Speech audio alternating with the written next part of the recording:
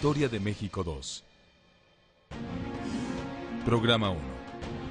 Procesos de creación y conformación de México como nación.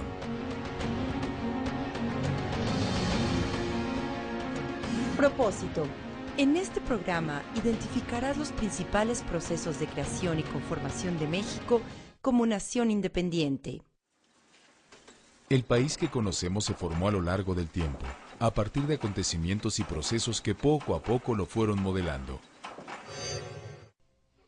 Al terminar el siglo XVIII, 300 años de dominio colonial habían formado en la Nueva España una población muy distinta a la suma de indígenas y españoles que existía en tiempos de la conquista. Antes de la independencia, los mestizos eran la población mayoritaria. Los indígenas, no obstante, seguían viviendo en condiciones deplorables.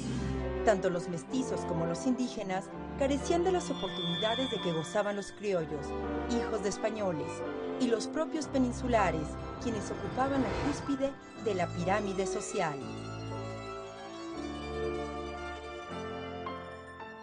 La explotación desmedida de recursos y patrimonios en beneficio de España irritaba a quienes habían nacido en la entonces colonia española y se fortalecía entre ellos una identidad propia.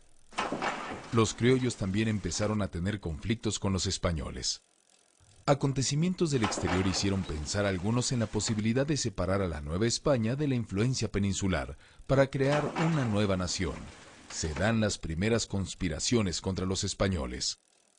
Al librarse España de la invasión napoleónica, se confirma el reinado de Fernando VII en España y América. En la Nueva España, los primeros insurgentes se inclinaron por una independencia bajo el poder constitucional del rey. Este fue el primer proyecto para la nueva nación que se gestaba, el monárquico.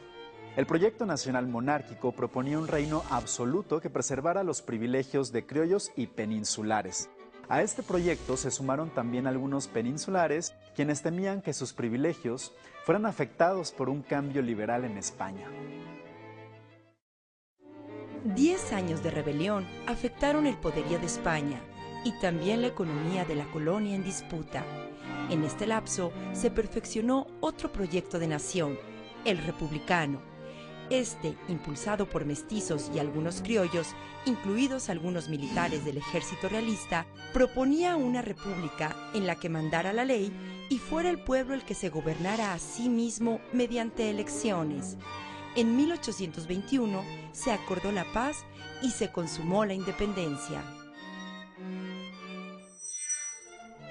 Aprovechando el vacío de poder en España, resultado de la invasión napoleónica, Agustín de Iturbide se impuso a los republicanos, coronándose como Agustín I, cabeza de una monarquía católica independiente.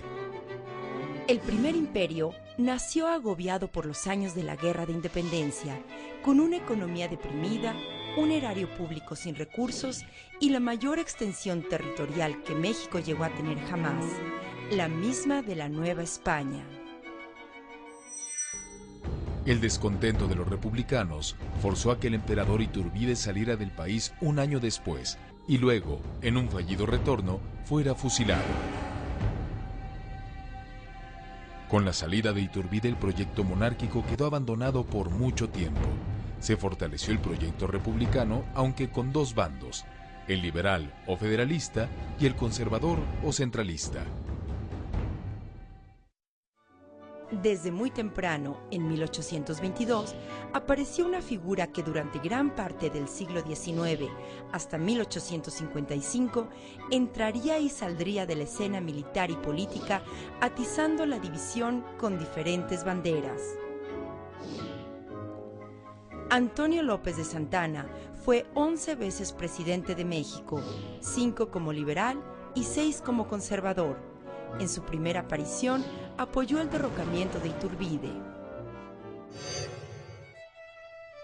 En 1824, un nuevo Congreso promulga la primera Constitución mexicana. Consagraba algunas libertades y el derecho al autogobierno, pero no la igualdad de los ciudadanos ante la ley, pues mantuvo los fueros militar y eclesiástico.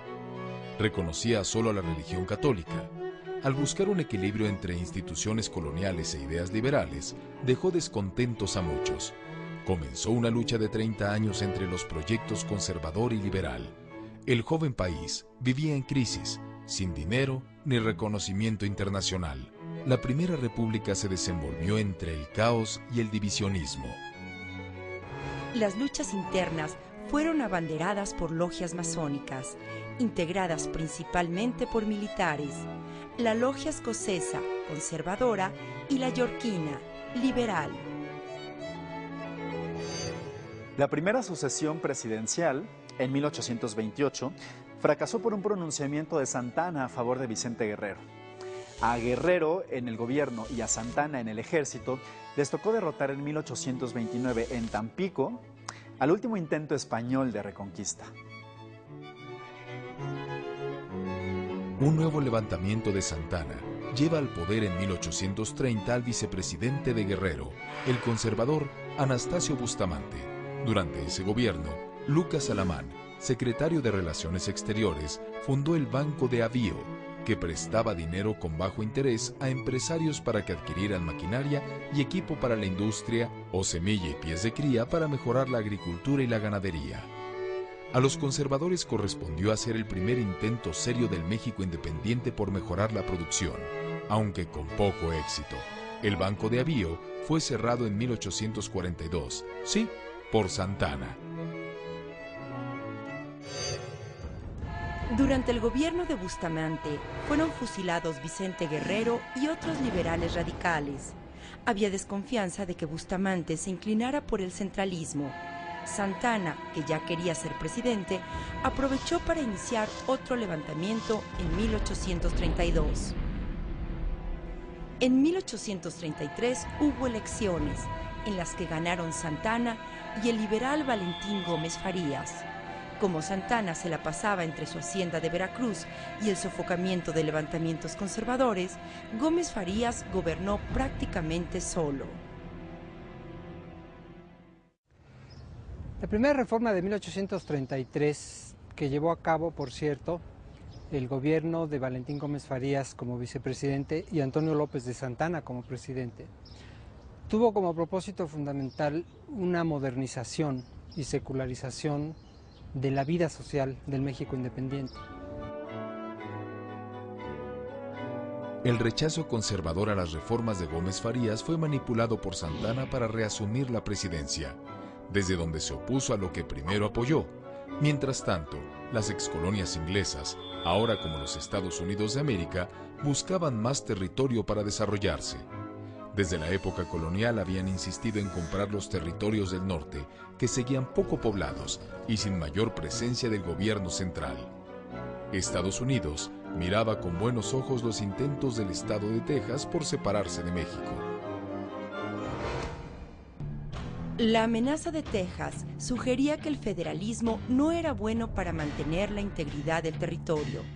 Mientras Santa Anna partía a combatir a los separatistas tejanos, en el centro, el Congreso preparaba una nueva constitución. Las llamadas 7 leyes fueron la primera constitución centralista de México. Conservaba principios liberales como la división de poderes, aunque añadiéndole un cuarto poder, el conservador, que vigilaría los demás poderes.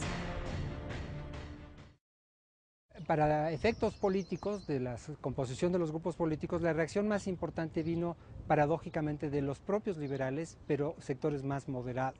Medidas como la ley del caso, es decir, una ley por la cual todos los opositores políticos del gobierno saldrían del país al exilio sin un proceso judicial de por medio, provocaron una reacción muy virulenta de los propios moderados.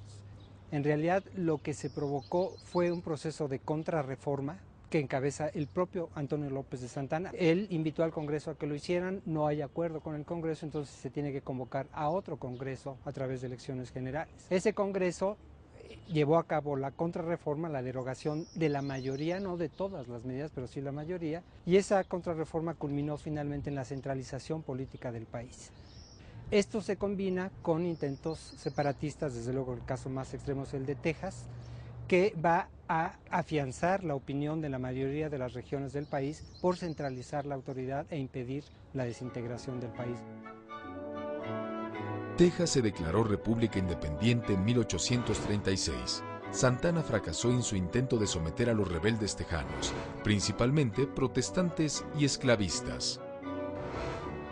La debilidad del gobierno propició intervenciones extranjeras, como la llamada Guerra de los Pasteles. Entre 1838 y 1839, Francia atacó a México bajo el pretexto de cobrar diversas deudas, entre ellas la de un restaurantero francés que reclamaba el pago de unos pasteles que se habrían comido sin pagar oficiales de Santa Anna. Al final, las deudas fueron reconocidas por México. El frágil gobierno centralista fue sustituido en 1841 por el propio Santa Anna, quien estableció una dictadura militar, ahora en alianza con federalistas moderados. Al año siguiente, Santa Anna disolvió al Congreso y una junta de notables favorable al dictador redactó las bases orgánicas, una nueva constitución centralista que eliminó al poder conservador de 1836 y fortaleció al Ejecutivo. En 1843, Santa Anna, electo presidente, jura las bases orgánicas, pero en 1844 es destituido por los federalistas moderados. Un año después, Texas se anexa a los Estados Unidos. En 1845, Estados Unidos hace varios intentos por adquirir California. Al ser rechazado, declara la guerra a México en 1846. Ese mismo año, un levantamiento federalista restaura la Constitución de 1824. El divisionismo obstaculizaba la defensa contra la invasión.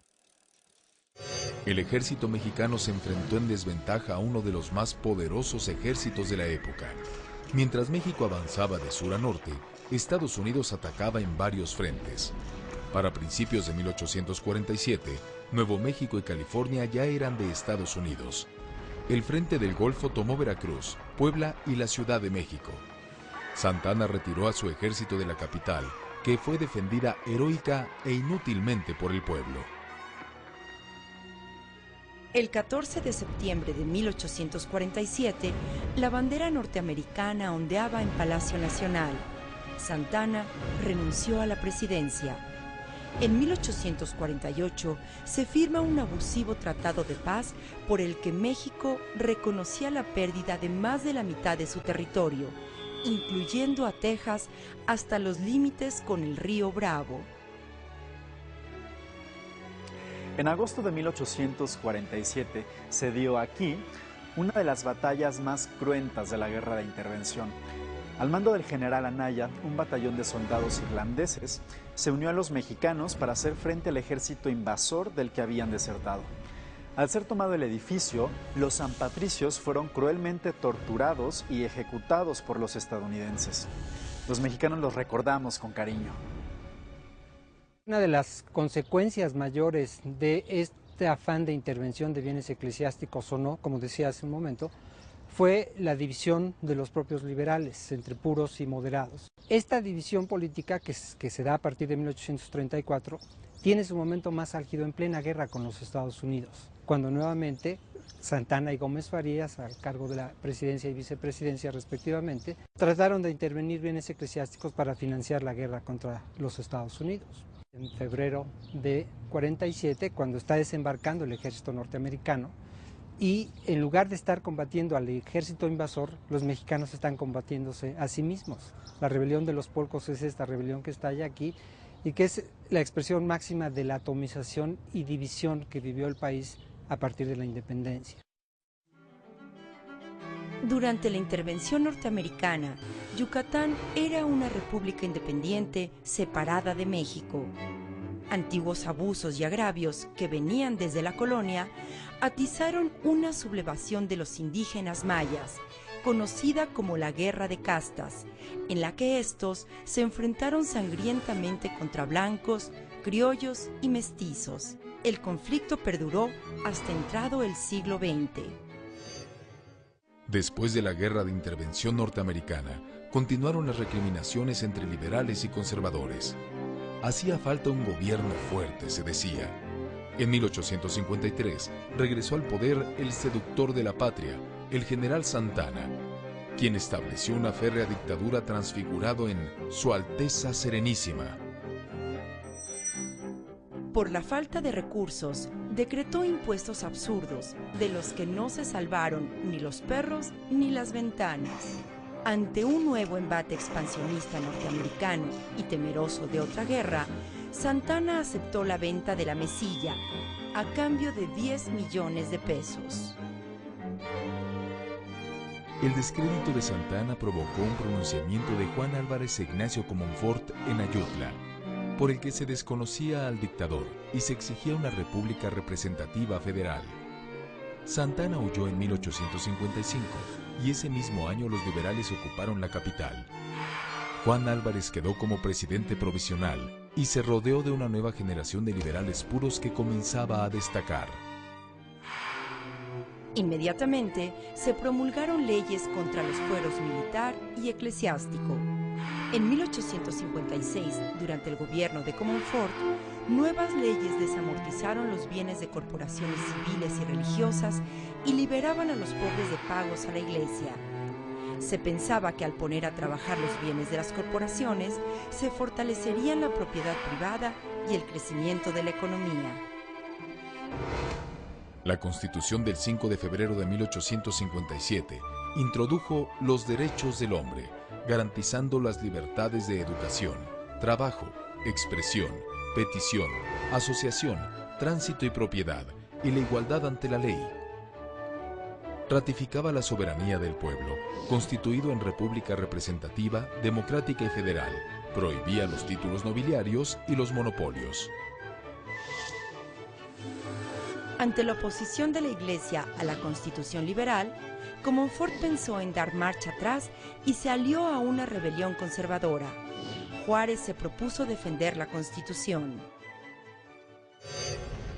Se desató una guerra civil. El país se dividió. Algunos estados se pronunciaron por la Constitución del 57, mientras que el clero y el ejército se alinearon con los conservadores. En 1859, los liberales puros, bajo el mando de Benito Juárez, comenzaron a promulgar las leyes de reforma para hacer realidad los principios de la Constitución del 57. Estas leyes incluían la nacionalización de los bienes del clero, la separación de la Iglesia y el Estado, suprimían órdenes religiosas, establecían el matrimonio y el registro civil, secularizaban los cementerios, hasta entonces en manos de la Iglesia, y establecían la libertad de cultos. La guerra entre liberales y conservadores prosiguió hasta el triunfo liberal con la entrada de Juárez a la Ciudad de México en 1861. Unas nuevas elecciones dieron el triunfo a Juárez. La falta de recursos le obligó a declarar la suspensión temporal de pagos de la deuda externa a Gran Bretaña, España y Francia. Los franceses no aceptaron la medida y aprovecharon el pretexto para invadir México en 1862 con el apoyo de grupos de conservadores. El 5 de mayo de 1862, los franceses fueron derrotados en Puebla por el ejército al mando de Ignacio Zaragoza. Sin embargo, lograron avanzar hasta capturar la Ciudad de México en 1863. Juárez se retiró de la capital, iniciando un gobierno itinerante. Y en ese momento el gobierno de Juárez tuvo que salir de la Ciudad de México. Fue un gobierno itinerante, realmente iba con 4 de sus ministros e incluso trasladó el archivo, los documentos más importantes de la nación, para que no quedaran en manos de los franceses. Estuvo en las ciudades más importantes que van de camino hacia el norte, ya que era perseguido por los franceses. Entonces está en San Luis Potosí, en Monterrey, en Chihuahua, y llega hasta Paso del Norte. En ese momento, esa pequeña caravana de su carroza negra, una carroza muy austera, pues era la representación de la República de la Independencia de México. Francia ocupó las principales ciudades del país con la oposición de las guerrillas juaristas. Los invasores aliados a los conservadores llamaron al hermano del emperador de Austria, Maximiliano de Habsburgo, para que gobernara el país. Maximiliano llegó en 1864. Nacía el Segundo Imperio Mexicano, a cargo de un extranjero. Paradójicamente, Maximiliano era un hombre de ideas liberales y las puso en práctica. Se negó a suprimir la tolerancia de cultos y la nacionalización de los bienes del clero. Devolvió sus tierras a los pueblos indios y promovió la educación y la ciencia, lo cual disgustó a los conservadores. Entretanto, Juárez, por el estado de guerra, prolongó su mandato durante la ocupación extranjera. Con ello perdió el apoyo de muchos liberales puros. Por el conflicto con Alemania y el desgaste financiero, Francia retiró su apoyo a Maximiliano. El emperador quiso abdicar, pero sus aliados mexicanos lo convencieron de que no lo hiciera. Se refugió en Querétaro, donde los juaristas lo aprendieron y lo fusilaron en junio de 1867 en el Cerro de las Campanas.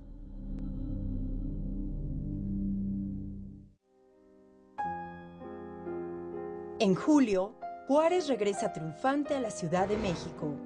En su discurso pronuncia la célebre frase: entre los individuos como entre las naciones, el respeto al derecho ajeno es la paz.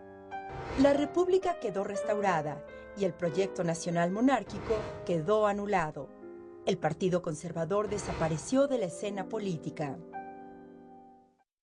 La situación del país era muy difícil, la situación política, económica, social. Hay que tomar en cuenta que el país se había escindido en dos proyectos de nación distintos durante 10 años, el de la República y el del Imperio, y además el del Imperio con el apoyo extranjero que ponía entredicho la autonomía de ese imperio que se pensaba establecer. Y esto en materia política pues es terrible, es la crisis más grave que ha sufrido el país después de su independencia.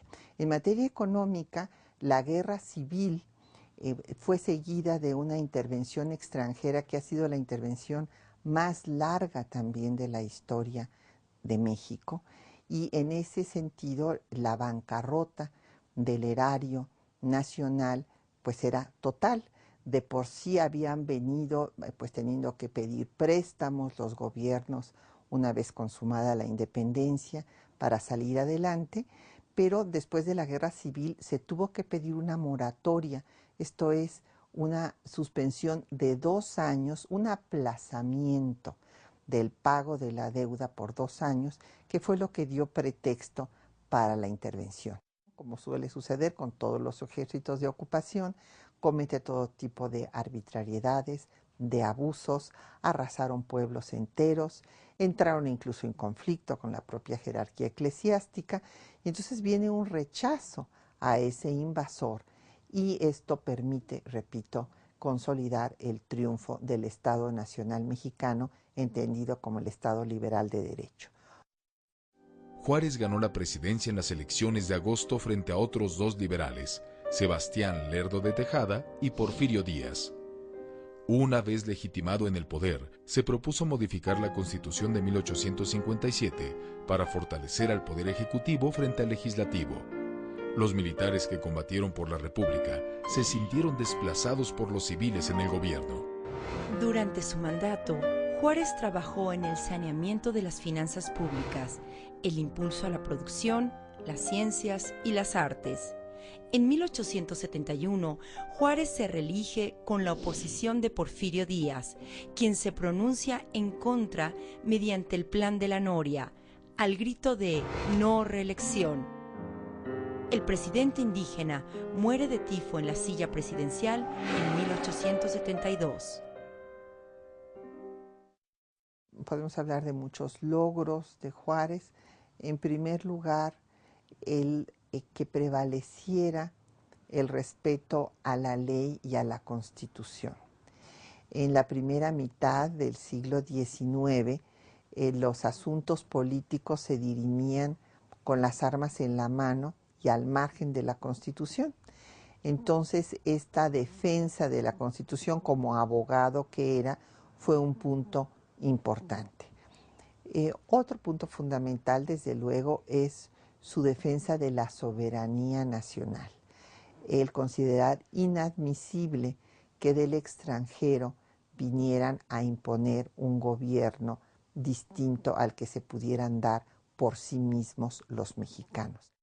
Y que este gobierno fuera un gobierno independiente. Y esto es uno de los legados más importantes que nos deja la etapa juarista, un gobierno en el cual hubiera un respeto por las ideas de todas las personas. Esto es, que se superara, como finalmente se hizo, la intolerancia religiosa. Todas las constituciones anteriores a la Constitución de 57 habían establecido la intolerancia. Esto es, que solamente podía haber una religión y que cualquier otra religión sería perseguida y estaba prohibida por las propias autoridades. Lo sucede el presidente de la Suprema Corte de Justicia, Sebastián Lerdo de Tejada, quien continúa con el programa juarista. Lerdo convoca a elecciones, las que gana por mayoría. Lerdo resulta reelecto en 1876, lo cual es aprovechado por Porfirio Díaz para rebelarse, esta vez con éxito, y hacerse de la presidencia el 23 de noviembre de ese mismo año. Bajo la bandera antirreeleccionista, inicia el periodo presidencial más prolongado de nuestra historia y la época conocida como el Porfiriato. 55 agitados años habían transcurrido entre la consumación de la independencia y el inicio del Porfiriato. En ese lapso, la población mexicana se mantuvo prácticamente constante, en alrededor de 8 millones de habitantes, debido a las enfermedades y las guerras. Su territorio, en cambio, se redujo a la mitad. La vida cotidiana tampoco sufrió grandes transformaciones. Una crónica periodística de mediados del siglo XIX describe así a la Ciudad de México. La fisonomía de la ciudad es como la de su población. La gente que concurre al teatro y la que vive en los barrios parece de dos razas distintas, de dos países lejanos uno del otro, de dos épocas también distintas.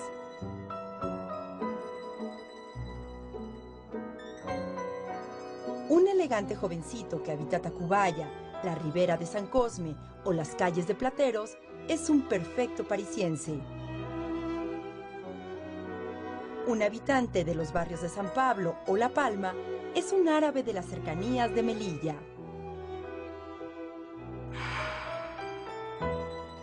He visitado el Paseo de la Viga y en las mañanas he encontrado el canal cubierto de canoas cargadas de azúcar y de maíz y de chalupas llenas de legumbres y de flores. Este último tráfico lo hacen los indígenas de unos pequeños pueblos situados en la orilla del canal, a cosa de 2 millas del paseo. ¿No te parece que México sigue siendo una nación en construcción?